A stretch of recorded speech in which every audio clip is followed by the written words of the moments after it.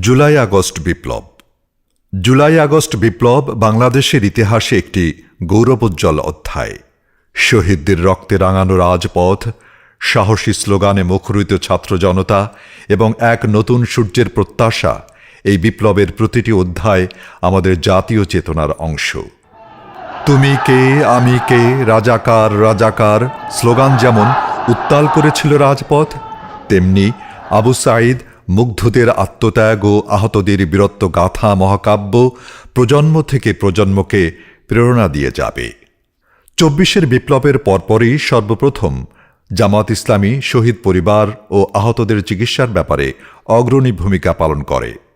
মোহতারাম আমিরে জামাত সারা দেশের শহীদ পরিবারকে ২ লক্ষ টাকা সহযোগিতা প্রদানসহ বিভিন্ন শহীদ পরিবারের দায়িত্ব নিয়েছেন এবং আহতদের যথাযথ চিকিৎসার ব্যাপারে অগ্রণী ভূমিকা পালন করেছেন। তারই ধারাবাহিকতায় ঢাকা মহানগরী উত্তর এই এলাকার শহীদ পরিবারকে সহযোগিতা এবং আহতদের চিকিৎসার দায়িত্ব নিয়েছে।